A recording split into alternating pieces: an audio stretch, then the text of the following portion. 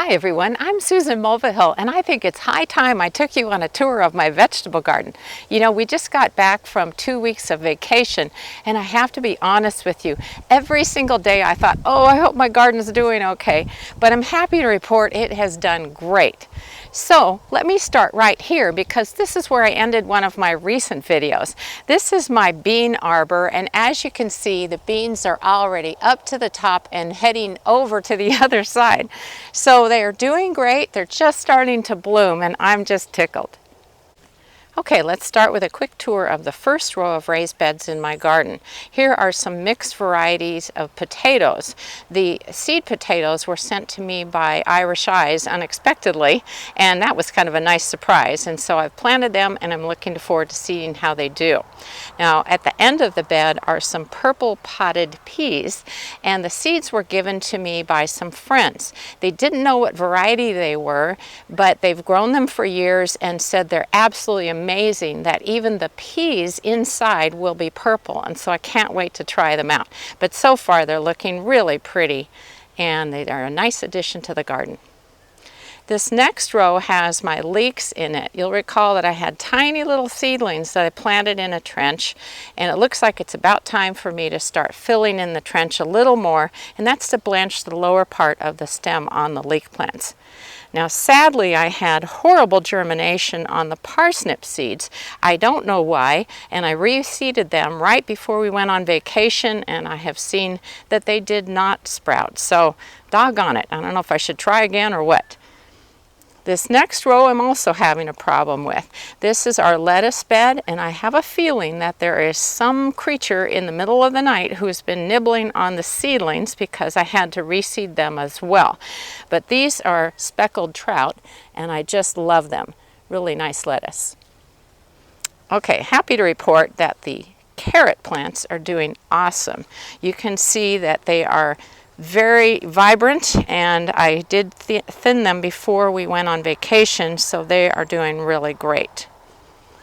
This next bed is Swiss chard and beets, and because they are very susceptible to a nasty insect called the leaf miner, I cover the bed for the entire season with row cover, and that's to act as a physical barrier to keep the adult leaf miners, which are flies, from landing on the plants and laying eggs. So you better believe I am going to cover them right back over, but I did want you to see how they're doing. This next bed is the garlic bed. Pretty impressive, huh? It's kind of crazy. But they are doing really well, and we are waiting for the lower two leaves of each plant to turn brown, and that will mean that they are ready to be harvested. So if you're growing garlic, keep an eye on those. This is the Walla sweet bed, and I do not know why that is not doing well. So I don't want you to think I always have great success in the garden. There are some things that are a mystery, and we have a few of them this year, and you know, you just learn from them and you try again the next year.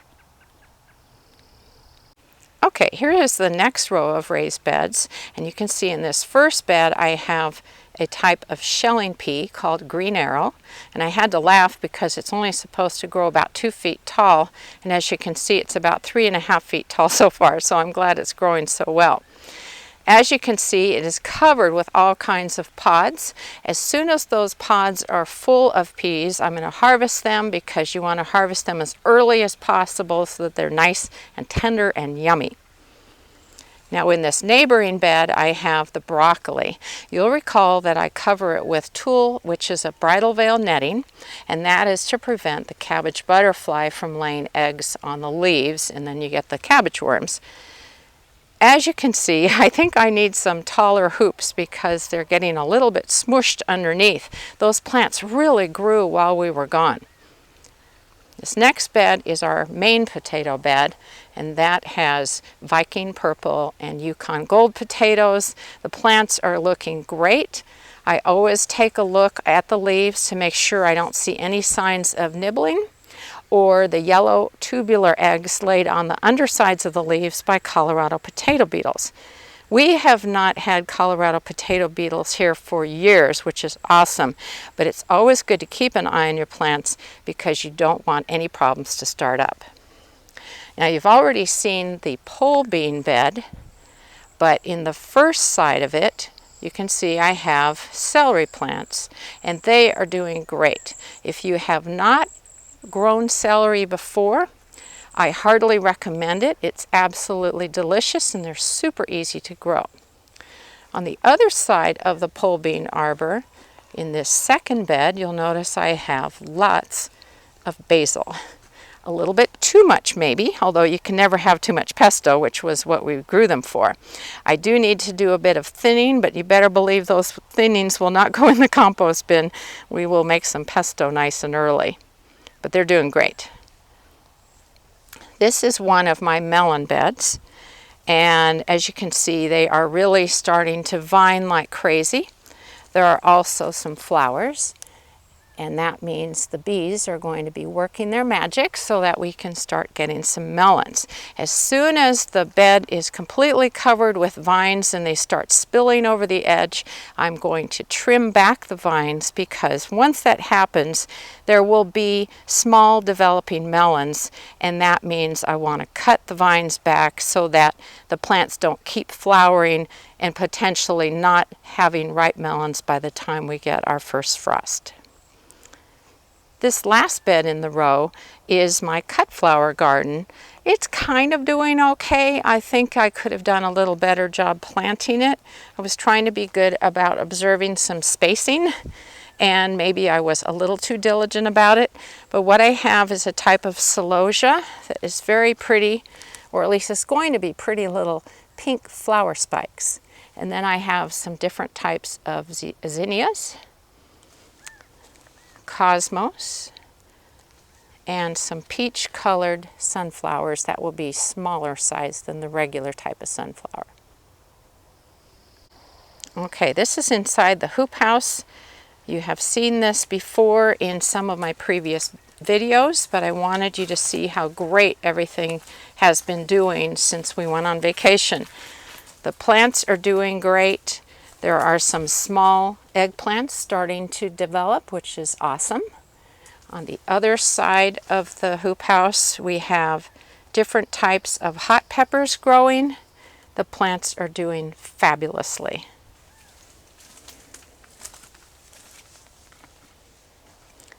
This next bed is my big pumpkin bed.